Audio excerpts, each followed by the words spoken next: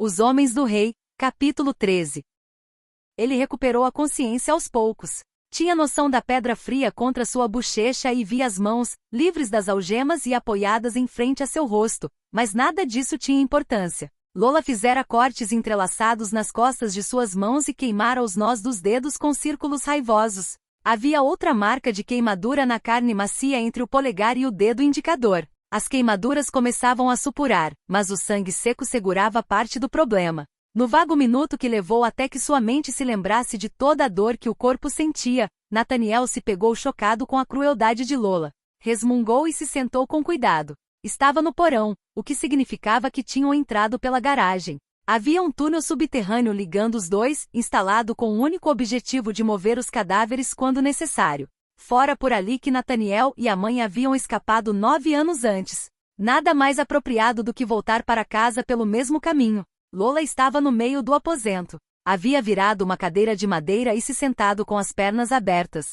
Um dos braços estava dobrado no espaldar fino, e o outro pendia inerte ao seu lado. Ainda segurava a arma de Romero, com o dedo próximo do gatilho. Quem quer que a tivesse ajudado a tirar Nathaniel do carro já se fora havia muito tempo. Um dos policiais imaginou ele, que teve de voltar ao caos do lado de fora para manter as aparências. Vai para algum lugar? Perguntou Lola. Nathaniel brandiu as mãos. Isso aqui vai infeccionar se eu não limpar logo. Eu não me preocuparia com isso se fosse você. Mas você não sou eu, disse Nathaniel, e se levantou. Uma pia industrial fora construída na parede oposta. Não havia espelhos.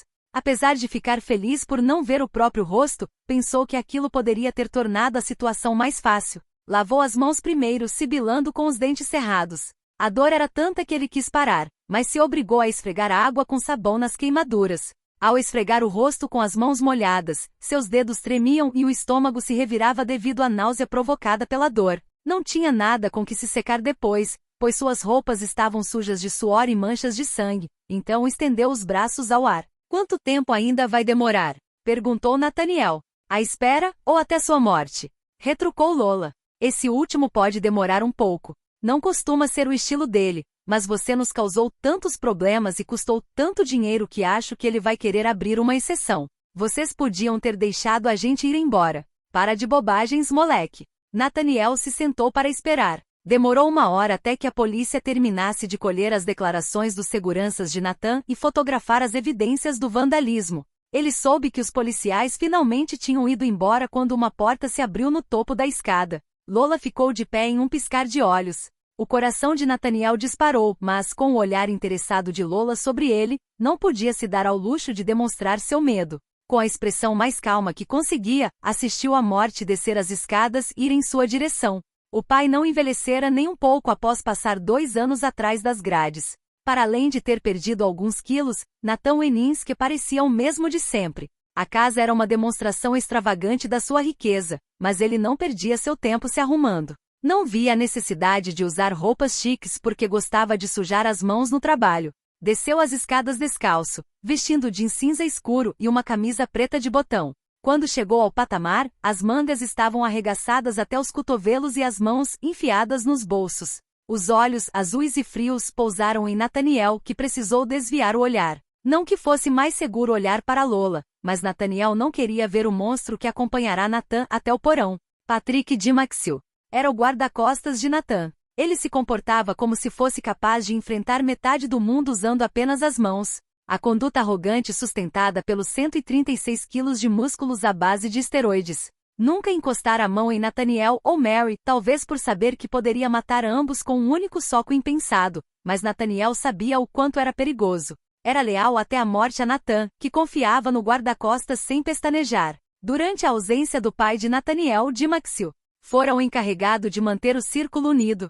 De pé ordenou Nathan. O som de sua voz foi o bastante para que o estômago de Nathaniel se transformasse em geleia. Sabe muito bem que não deve ficar sentado na minha presença. Nathaniel disse a si mesmo para ficar parado, mas já estava se levantando. Lola riu ao vê-lo obedecer com tanta facilidade e circulou a sala para se posicionar atrás de Nathaniel. Olá, Júnior, cumprimentou Nathan. A mandíbula de Nathaniel travou. Ele não ousou falar, não sabia o que dizer. Nathan atravessou a sala em direção ao filho, que precisou de todas as suas forças para se manter firme. Nathan parou à sua frente, tão perto que Nathaniel podia sentir o cheiro de colônia.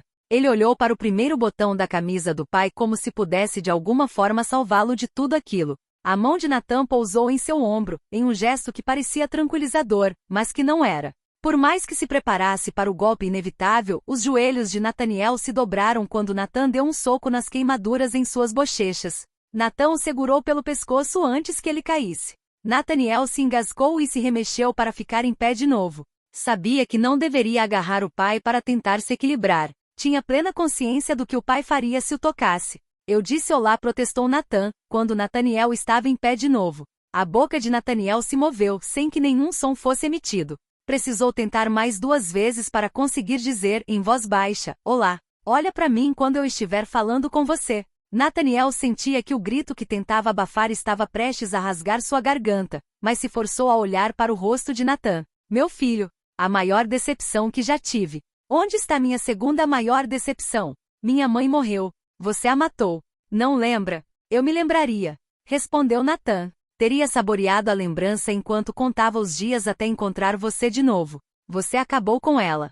Ela só conseguiu sobreviver até a fronteira com a Califórnia. Nathan ergueu o olhar sombrio de Nathaniel para Lola, que disse, eu acredito nele. Nathan assentiu, aceitando o julgamento dela, e segurou o rosto machucado de Nathaniel. Apertou com tanta força que o filho pensou que os cortes iriam se abrir ainda mais.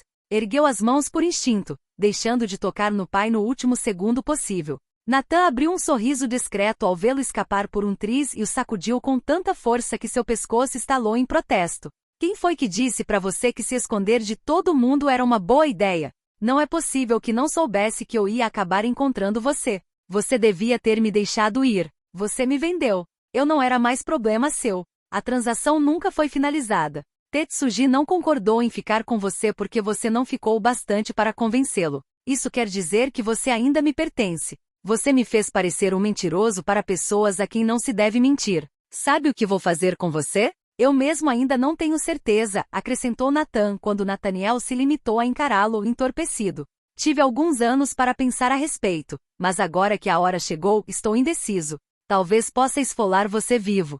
Pode ser que o desmembre 1 centímetro por vez e cauterize as feridas. Acho que independentemente de qual for a escolha, vamos começar cortando os tendões das suas pernas. Você não vai fugir dessa vez, Nathaniel, porque eu não vou deixar. Vai se fuder, disparou Nathaniel, ríspido e com a voz aguda de horror. Nathan o empurrou para longe e estendeu a mão. Dimaxil atravessou a sala. Em uma das mãos, ele segurava o velho machado de Nathan, com o corte já cego, e na outra, o cutelo. Quando Dimaxil se aproximou e Nathan considerou as armas com interesse, Nathaniel se virou, aproveitando a distração para tentar fugir, mas Lola já estava à espera. Ela pulou nele por trás e passou os braços a seu redor. Não poderia segurá-lo para sempre, mas não precisava. Conseguiu atrasá-lo o suficiente para que Dimaxil pudesse escolher uma das armas e passar por Nathan. Ele ergueu Nathaniel do chão, puxando-o pela camisa, indiferente aos punhos que tentavam acertá-lo. Lola se soltou e deu um passo para trás com cuidado, e Dimaxil jogou Nathaniel contra a parede mais próxima. O impacto o fez perder o ar e cair desajeitado no chão. Ele usou as mãos para se segurar, um erro terrível, mas não tinha fôlego para gritar. Estava tão tonto que se sentia nauseado, mas a movimentação que percebeu pelo canto dos olhos o fez se mover também. O metal brilhou a poucos centímetros de seu rosto antes de Nathan acertar o golpe. Aterrorizado, Nathaniel ficou de pé o mais rápido que seu corpo permitiu e recuou perante a machadinha do pai. Nathan não o perseguiu. Balançava a machadinha experimentando, como se estivesse se familiarizando com seu peso, e testou a lâmina contra o polegar. O instrumento devia ter sido afiado havia pouco tempo, porque o sangue jorrou quase de imediato. Nathaniel sentiu o último ímpeto de coragem se esvair. Não conseguiria passar por Nathan e Dimaxil, então teria que se arriscar com Lola, que estava armada com uma faca e o revólver. Ele girou e correu em direção à mulher. O sorriso selvagem em seu rosto demonstrava que ela já esperava essa resistência, então se preparou para a colisão inevitável, com a faca em punho e pronta para causar todos os ferimentos possíveis. Golpeou assim que ele se aproximou. Nathaniel desviou da lâmina, quase torcendo o tornozelo por causa da velocidade. Um segundo depois, a arma de Lola estava em seu rosto, e mesmo sabendo que ela não poderia puxar o gatilho, ele tentou se esquivar. Ela investiu contra ele, a faca pronta para tentar outro golpe, e Nathaniel deu um soco em seu pescoço. Mal conseguiu ouvir o som terrível que ela emitiu ao se asfixiar, devido à dor crepitante nos ouvidos. Cada corte e queimadura em suas mãos ardiam em protesto. Ele cerrou os dedos com mais força e deu outro golpe. Lola se esquivou, mas por pouco, e a lâmina que raspou no peito dele deixou um rastro quente. Nathaniel estava entre ela e a porta, e ergueu a barra para destrancá-la. Lola o agarrou pelo cabelo para impedi-lo, mas Nathaniel não se importava com quantos fios perderia. Avançou mesmo assim, recusando-se a soltar a maçaneta. Sai da frente, disse Nathan logo atrás deles. Ele falava com Lola, mas Nathaniel também se jogou para o lado. A machadinha do pai acertou o local exato em que ele estivera parado. O metal rangeu quando a porta foi arranhada e Nathan olhou irritado para o filho caído. Nathaniel cambaleou para trás, a esperança o abandonando por completo. Nathan se aproximou, cansado de brincar de gato e rato. Nathaniel tentou se levantar, mas o golpe de uma bota em seu peito o fez cair de novo. Um soco no rosto acabou com qualquer outra tentativa de fugir e, então, Nathan se sentou em cima dele com a machadinha encostada no pescoço do filho. Dimaxil veio por trás, entregando o machado a Nathan. Ele o apoiou no pescoço de Nathaniel para usar a machadinha para esculpir linhas rasas no rosto queimado de Nathaniel. Talvez eu faça as duas coisas, comentou ele, tão descontraído como se falasse do tempo no dia seguinte. Esfolar 1 ou 2 centímetros por vez, cauterizando a carne embaixo. Se fizermos do jeito certo, você pode durar a noite toda. Patrick, peça para eles trazerem um maçarico. Ainda deve estar na gaveta perto do forno. Não, implorou Nathaniel, mas Dimaxil foi até a base da escada para gritar. Lola, exclamou Nathan, e a mulher se posicionou de imediato ao lado dele. Não estava mais sorrindo. O olhar que lançou para Nathaniel era venenoso, e ela pressionou os dedos com cuidado em seu pescoço machucado. Nathaniel queria ter alguma satisfação por tê-la ferido, mas tudo o que sentia era medo. Nathan não tirou os olhos do rosto do filho, mas disse, você gostaria de ter o prazer de aleijá-lo? Não, implorou Nathaniel de novo, mas Lola se agachou, sumindo do campo de visão. Nathaniel chutou as pernas para longe dela. O machado não era afiado bastante para abrir sua garganta sem um grande esforço, e ele ignorou o peso que o fazia engasgar para lutar tanto quanto podia. Nathan tolerou até que Nathaniel de fato o agarrasse, então apoiou a machadinha na ponta do nariz de Nathaniel. Se você não ficar quieto, vou arrancar seus olhos. Nathaniel congelou, mas tremia tanto que era quase impossível que o pai não estivesse tremendo também. Por favor, sussurrou ele sem conseguir se conter. Por favor, não. Posso? Perguntou Lola, voltando a se animar. Vamos cortar seus tornozelos, depois seus joelhos, disse Nathan. E se você tentar rastejar para longe, vou arrancar seus braços também. Entendido? Dimaxil estava de volta. Colocou o maçarico ao lado de Nathan. Nathaniel queria gritar, mas se o fizesse, perderia o controle e não conseguiria parar. Seus olhos ardiam, talvez por causa do sangue, talvez por causa do pânico reprimido pelo desespero. Ele se agarrou ao que restava de seu autocontrole com a ponta dos dedos ensanguentadas, sabendo que não adiantaria de nada, mas incapaz de desistir. Por favor, me deixa ir embora, eu não. Implorou mais uma vez. Lola, disse Nathan, mas não conseguiu terminar. A porta do porão se abriu pelo lado de fora e um enxame de estranhos entrou atirando. Silenciadores ajudaram a abafar um pouco o som, mas em um espaço tão fechado Nathaniel ainda sentia cada estalo como uma mordida. Lola era mais próxima da porta, e seu corpo estremeceu conforme as balas abriam buracos. Nathan desapareceu, puxado por Dimaxil para uma segurança débil. Nathaniel tentou ficar parado, sem querer chamar a atenção para si mesmo, mas olhou para o pai enquanto mais pessoas entravam na sala. Seu pai estava completamente protegido pelo corpo enorme de Dimaxil e gritava para que seus homens fossem ajudar. Os capangas desceram as escadas de concreto correndo, mas a rajada interminável de tiros abafou os passos. Alguém agarrou Nathaniel e o arrastou para longe do pai. Nathaniel atacou por instinto, mas aquele que o segurava não revidou. Ele foi jogado em um canto e deixado ali. Com tantas balas voando, ficar parado parecia a melhor atitude a se tomar. Nathaniel encolheu o corpo machucado ao máximo e usou os braços latejantes para proteger a cabeça. Uma eternidade se passou antes que a casa voltasse a ficar quieta e silenciosa.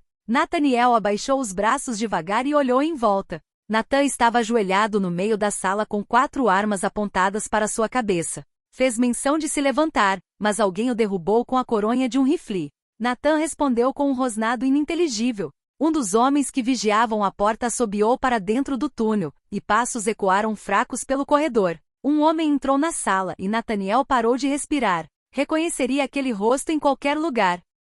9 anos haviam cobrado seu preço em Stuart Atford, mas Nathaniel ainda via a mãe no rosto envelhecido dele. Stuart respondeu à carranca de Nathan com um olhar glacial. Estava com a arma apontada para Nathan, mas uma mulher o interceptou e apontou com o queixo na direção de Nathaniel. Stuart olhou na direção que ela apontava e sua fúria deu lugar à surpresa. Puta merda! Nathaniel? Perguntou ele, mas Nathaniel estava atordoado demais para falar e conseguiu apenas assentir de leve. Stuart apontou a arma na direção de Nathan, mas manteve o olhar fixo no sobrinho. Cadê a Mary? Nathaniel não conseguiu falar, então balançou a cabeça. A expressão de Stuart se fechou, o vislumbre de esperança desaparecendo tão rápido quanto surgiu. Não olhe.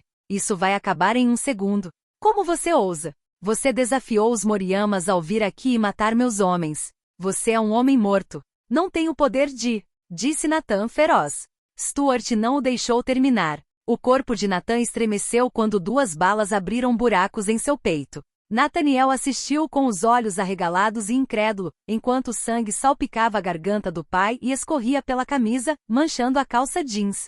O corpo caiu para trás com a força do impacto e atingiu o chão com um baque molhado. Nathaniel levou a mão trêmula à boca, então apertou a outra sobre ela. Não foi o suficiente para sufocar a sensação. Eu disse para você não olhar, ressaltou Stuart.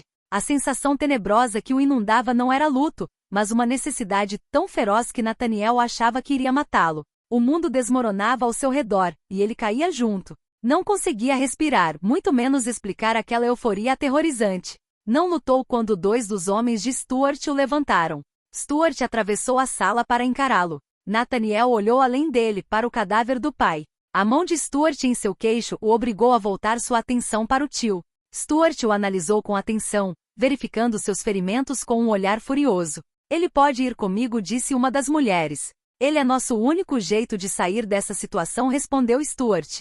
Vamos deixá-lo aqui. Por enquanto. Acrescentou, antes que Nathaniel reagisse. Ele apertou os dedos com mais força no rosto de Nathaniel e sacudiu de leve. Você vai me ouvir e fazer exatamente o que eu disser. Eles só nos deixaram vir aqui sem colocar empecilhos porque prometemos que o pegaríamos vivo. Nathaniel por fim conseguiu falar. Os Moriyama? Não, disse Stuart, com tanta rispidez que Nathaniel recuou. Não diga esse nome hoje. Você não pode meter eles nisso. Não esperavam que o açougueiro deles fosse morrer e temos pouco tempo para cair nas graças deles. Vamos entregar você para o FBI como uma distração. Você precisa de cuidados médicos e ainda não podemos levá-lo para onde precisamos ir. Só assim você vai conseguir sobreviver, entendeu? O pai estava morto. Nathaniel concordaria com qualquer coisa naquele momento. Não vou contar para eles. Stuart assentiu. Então vamos embora. Eles o ajudaram a descer pelo túnel até a garagem. As escadas eram perigosamente íngremes e estreitas, e a abertura no topo mal dava para um homem passar. O pessoal de Stuart desapareceu pela porta aberta da garagem rapidamente, mas Stuart ficou para trás por um momento. Nathaniel olhou para a escuridão, à procura dos federais que deviam estar observando tudo aquilo a uma distância segura. Por enquanto a rua estava calma e vazia, mas não havia como os vizinhos terem perdido o tiroteio. Em 1 minuto, talvez 2, o bairro estaria fervilhando de policiais e imprensa mais uma vez. Stuart o fez ficar de joelhos e colocou as mãos atrás da cabeça do sobrinho. Vamos voltar para te buscar assim que der. Prometo. Então ele desapareceu na noite atrás de sua equipe. Nathaniel ficou de joelhos e baixou a cabeça para esperar. Não demorou muito. Os federais surgiram das sombras como fantasmas, com as armas em punho e vestidos da cabeça aos pés com roupas táticas. Nathaniel era pequeno demais para ser seu pai, mas a escuridão ajudava a criar aquela ilusão. Não perceberam que havia algo de errado até que o levantaram com mãos ásperas e vozes estridentes. Nathaniel por fim ergueu a cabeça para encará-los, e o agente mais próximo parou no meio da frase. Vocês estão atrasados, disse Nathaniel, enquanto alguém enviava um rádio para o serviço de emergência. Meu pai está morto. Seu pai, disse o agente sem entender. 6 homens dispararam pelo buraco tão rápido que quase caíram, e Nathaniel ouviu as botas ecoarem pelas paredes do túnel, enquanto corriam para verificar a casa. Não percebeu que olhava para a abertura até que o agente estalou os dedos com luvas em frente a seu rosto. Nathaniel retribuiu o olhar perscrutador com frieza, e o homem repetiu. Seu pai? Meu nome é Nathaniel Weninski, e meu pai está morto. Não tinha graça alguma, mas um segundo depois ele estava rindo. Parecia histérico, mas não conseguia parar. Mãos agarraram seus ombros e empurraram sua cabeça para baixo. Uma voz rouca ordenou que respirasse, mas Nathaniel não conseguia. Ele agarrou os joelhos para se equilibrar. A dor subiu por suas mãos machucadas, atravessando os braços, mas ele não conseguia parar. A adrenalina de um tiroteio inesperado e o alívio de estar vivo o despedaçavam, e Nathaniel por fim perdeu a batalha contra o estômago instável. Alguém o segurou enquanto ele vomitava no chão de concreto. Nathaniel cuspiu em uma tentativa vã de tirar o gosto amargo da boca. A mão em seu ombro apertou. Devido ao seu estado, prefiro não algemar você, mas vou fazer se for preciso. Você vai nos causar problemas? Nathaniel se esforçou para olhar para cima e se concentrar no rosto do homem. Eu sou um problema há 19 anos. Estou muito cansado para ser um hoje. Só me tira daqui. Uma ambulância parou no meio-fio. Chegou tão rápido que Nathaniel achou que devia estar esperando na rua, fora do campo de visão de todos. Apesar de ter afirmado que não causaria problemas, foi escoltado por 3 agentes até os paramédicos. Quando ele chegou, a maca já estava na rua, e Nathaniel se deitou sem falar mais nada. Eles o prenderam à estrutura para o trajeto e o colocaram na parte de trás. Um agente foi junto. Nathaniel presumiu que outros veriam. Não se importava mais. Fechou os olhos e deixou o paramédico começar a trabalhar. Quando Nathaniel voltou a abrir os olhos, estava deitado de costas em uma cama de hospital e a luz do sol entrava suave pela janela com cortinas. Tubos de plástico saíam debaixo do cobertor e os remédios faziam sua cabeça parecer algodão. Estava acordado, mas agradavelmente imune à dor. Havia 2 pessoas que não reconhecia no cômodo, mas bastou olhar para saber que eram agentes federais. Demonstravam certo ar de autoridade presunçosa que os homens costumam ter quando se julgam mais poderosos do que de fato são. Um deles estava sentado em um banquinho à esquerda. O outro havia se apossado da melhor entre as 2 cadeiras próximas ao pé da cama e se encarregava da papelada. A porta estava fechada para que tivessem privacidade, mas Nathaniel presumiu que havia alguém de guarda do lado de fora. Uma algema prendia um de seus pulsos enfaixados à estrutura da cama. Nathaniel a sacudiu e disse: "É sério isso? Não podemos correr riscos", disse o homem mais próximo. "Assim que os médicos liberarem, você será transferido para o nosso escritório local. Mas nem pense que precisa estar em um ambiente oficial para nos contar o que aconteceu. Estamos prontos para ouvir tudo o que você tiver a dizer." "Agente especial Browning", disse ele, depois apontou para seu parceiro. "E aquele é o agente especial Towns. Vamos lidar com você. Lidar comigo. Não sou sua propriedade. Mas você está sob nossa custódia. Vocês vão me prender? No momento estamos agindo de boa fé e presumindo que podemos contar com sua cooperação. Se for preciso adotar uma abordagem mais agressiva, vamos adotar. Temos uma série de crimes pelos quais podemos acusar você, desde as identidades falsas na sua carteira até o paradeiro atual da sua mãe. É só avisar se precisamos dar essa tacada." Nathaniel resmungou. "Você poderia pelo menos usar uma expressão ligada ao ex? Eu odeio beisebol. No momento, não estamos nem aí para o que você gosta ou não gosta. Só queremos saber da verdade", retrucou Taos. "Troca uma verdade por outra verdade. Meus companheiros de equipe ficaram no meio do tumulto que aconteceu ontem à noite. As raposas de Palmetto State", explicou ele, por mais que soubesse que desde que fora capturado na casa do pai, os agentes teriam descoberto pelo menos essa informação. "Eles se machucaram?" 86 pessoas acabaram no hospital, incluindo 3 dos seus companheiros de equipe. Eles foram tratados e liberados sumariamente. Ferimentos leves. Deram sorte. Algumas pessoas foram parar na UTI, respondeu Browning.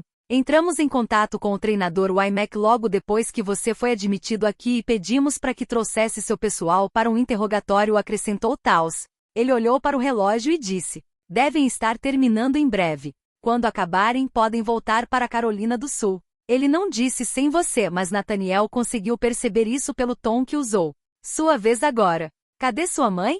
perguntou Browning. Nathaniel contou sobre o encontro com o pai em Seattle e o ataque violento do qual ele e a mãe não foram rápidos o suficiente para escapar. Contou sobre o fogo e a areia, e como a havia enterrado na costa. Era de uma injustiça brutal que ela não tivesse vivido o bastante para ver Nathan morrer, mas Nathaniel guardou a dor desse tormento para si mesmo. "Você estava se escondendo em Seattle durante todo esse tempo?" perguntou Browning, parecendo irritado com o descuido deles. "Não. Essa foi só a última parada de verdade antes do Arizona." "O que veio antes de Seattle?"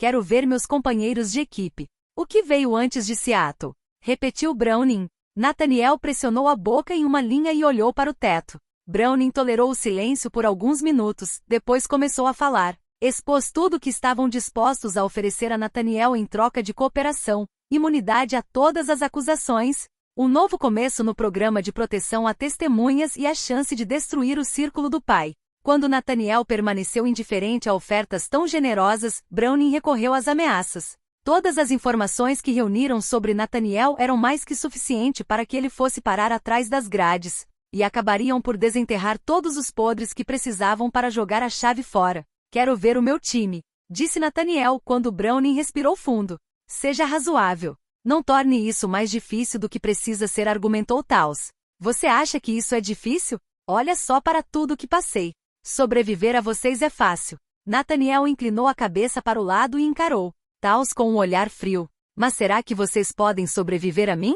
Você está ameaçando um agente federal? Nathaniel sorriu tanto que suas queimaduras doeram. Jamais ousaria fazer uma coisa dessas. O que eu deveria ter dito era: será que você consegue sobreviver à minha família? Meus pais estão mortos, mas meu tio se lembra de mim. Mais importante, ele lembra que você deixou que ele enfrentasse meu pai ontem à noite. Desde quando os federais fazem acordos com gangsters? Não sei do que está falando, disse Browning, com uma neutralidade fria que Nathaniel não acreditou nem por um segundo. Tanto faz. Vou tirar uma soneca. Eles não discutiram, então ele fechou os olhos e adormeceu. Acordou um tempo depois, não sabia quanto, com uma enfermeira entrando para verificar seus ferimentos. Todos os analgésicos em seu sistema não adiantavam de nada para aliviar a dor enquanto ela limpava as queimaduras em suas mãos e em seus braços. Nathaniel cerrou os dentes com tanta força que pensou que iria quebrá-los e reprimiu a vontade de chutá-la para longe. Ela sentiu em aprovação e prometeu que o médico passaria mais tarde. A enfermeira fechou a porta ao sair. Era impossível voltar a dormir com seus nervos berrando como alarmes em seus ouvidos. Nathaniel flexionou os dedos, verificando o quanto conseguia se mexer. As queimaduras de Lola tinham a intenção de machucá-lo sem mutilar. Talvez ela temesse que, caso a pele derretesse demais, as espirais deixadas pelo acendedor seriam destruídas e sua diversão acabaria. Pela forma como a enfermeira reagira, sabia que seu rosto tinha levado a pior, mas ele não queria se olhar no espelho ainda. Ficava igualmente furioso e enjoado só de pensar naquilo. Antes que o enjoo vencesse, Nathaniel olhou para cima e disse: quero ver meu time. E eu quero café. Vocês dois vão ficar bem aqui? Perguntou Browning para o parceiro. Towns assentiu. Browning verificou os bolsos em busca da carteira e saiu. Nathaniel puxou as algemas para ver até onde iriam e qual seria a reação de Towns. O agente não se deixou impressionar com a tentativa débil de rebeldia e voltou a prestar atenção em seus arquivos. Os dois se ignoraram mutuamente até que Browning voltou. O agente ficou sentado em silêncio até terminar seu café, então examinou uma das pilhas de papéis que Towns descartara. Depois de uma hora fazendo isso, tentou falar com Nathaniel de novo. Já está com vontade de cooperar? Ainda não vi meu time, então não respondeu Nathaniel. Browning fez um gesto de desdém. Nathaniel puxou a mão algemada de novo. Olha, essas são as pessoas com quem escolhi ficar mesmo sabendo que não poderia estar ali por muito tempo. Escolhi todos eles em vez da minha própria segurança. Então, se vocês me deixarem vê-los, vou responder tudo o que perguntarem. Você só acha que quer ver seu time. Lembre-se que eles acabaram de descobrir quem e o que você é.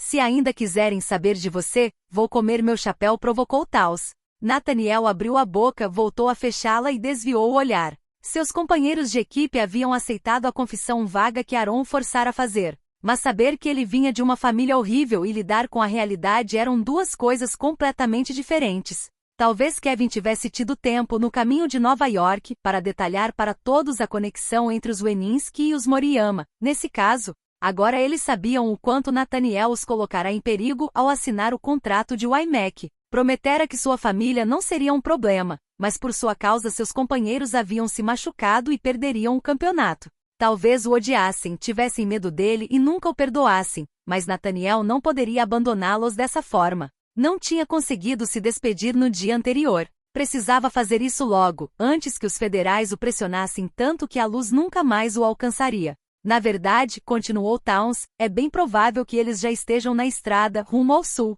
Não deve ter demorado para todas as declarações serem recolhidas, e no momento não precisamos de mais nada deles. Você está errado. Eles não podem ir embora sem Andrew, e Andrew não vai a lugar nenhum antes de falar comigo, retrucou Nathaniel. Você não sabe disso. Sei sim. Mesmo que fosse apenas para fazer picadinho de Nathaniel por ter escondido tudo dele, Andrew esperaria o quanto fosse preciso. Não era do tipo que deixava as coisas inacabadas. Nathaniel sabia disso, acreditava nisso com cada fibra de seu ser. Era o suficiente para aplacar a dor que sentirá perante a provocação insensível de Taos. Você pode me levar até ele, ou pode me deixar apodrecer em silêncio em uma cela em algum lugar. Essas são suas únicas opções. Por fim, Browning se levantou e foi para o corredor. Nathaniel ouviu seu tom estridente através da madeira, mas não conseguia distinguir o que dizia. Taos observou o parceiro de perto quando Browning voltou, e este respondeu rabiscando uma nota na prancheta de Taos. Nathaniel resistiu à tentação de jogar seu travesseiro fino neles e se recostou de novo. Eles não disseram mais nada, então Nathaniel deixou os pensamentos vagarem. As horas que se seguiram até que recebesse alta pareciam intermináveis e miseráveis.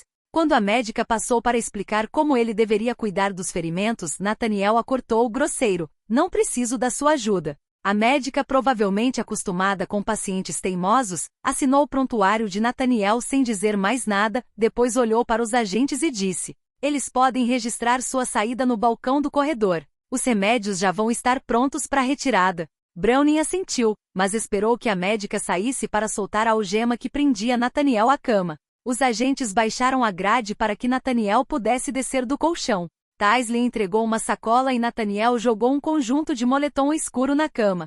Onde estão minhas roupas? Perguntou ele. Foram levadas como evidências, respondeu Taos. O agente foi até a porta e ficou parado próximo a ela. Browning permaneceu mais perto, virado para o lado oposto de Nathaniel. Se ele tentasse fugir, o agente notaria pela visão periférica, mas pelo menos conferia certa privacidade a ele. A camisola de hospital que Nathaniel vestia estava desabotoada, e ele se sentiu grato por isso. Não achava que conseguiria lidar com nós e cordas até que suas mãos se curassem. Tirou a vestimenta e colocou as roupas novas com o máximo de cuidado. Quando terminou, suas mãos estavam ardendo. Ele a segurou na altura da barriga, sabendo que de nada adiantaria. Ainda assim, precisava tentar diminuir a queimação de alguma forma. Browning algemou as mãos dele à frente e puxou o capuz para que cobrisse seu rosto.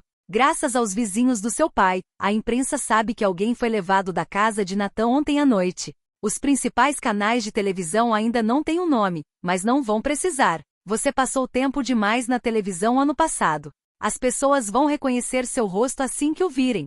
Sobrou o suficiente para alguém me reconhecer? Perguntou Nathaniel. Tem um espelho por aqui em algum lugar se quiser ver. Sua opinião para mim já basta. Deve cicatrizar logo, afirmou Browning, em uma resposta que não queria dizer nada. Eles o conduziram pelo corredor. Taos assinou os papéis e pegou uma sacola branca que chacoalhava. Analgésicos e antibióticos, Nathaniel supôs. Se tivesse sorte, haveria também um creme para queimaduras. Taos a entregou para que ele carregasse, e os três desceram de elevador. Browning avisou quando estavam chegando ao andar térreo para limparem a área. Nathaniel não ergueu os olhos para ver se havia repórteres à espreita para tirar fotos. Manteve a cabeça abaixada, na esperança de que o capuz fosse volumoso o bastante para proteger seu rosto. Um SUV parou no meio-fio. Quando eles se aproximaram, a porta de trás se abriu e Nathaniel entrou. Taos ficou bem atrás, então Browning se sentou ao lado de Nathaniel. Browning bateu a porta e pegou o celular para fazer uma ligação curta. Disse apenas: estamos a caminho. Faça eles sumirem daí antes que a gente chegue. A mulher no banco do carona olhou curiosa para Nathaniel. Ele desviou o olhar, espiando pelas janelas escuras. Reconheceu as ruas e os prédios. De algum jeito terrível e quase impossível, aquilo dava a ele a sensação de estar em casa. Queria arrancar aquele sentimento dentro de si e queimá-lo. A Toca das Raposas era o único lar de que precisava. As raposas eram a sua família. Não queria que mais nada exercesse tal domínio sobre ele. Que triste, que estranho, que ridículo que tivesse fugido para tão longe só para acabar no mesmo lugar. Não suportava ver aquela cidade, então recostou a cabeça e fechou os olhos. Não conseguiria dormir, mas pelo menos podia sonhar acordado com a morte de seu pai repetidas vezes. Ele quase sorriu com isso e, com o tempo, o gelo em suas veias começou a derreter.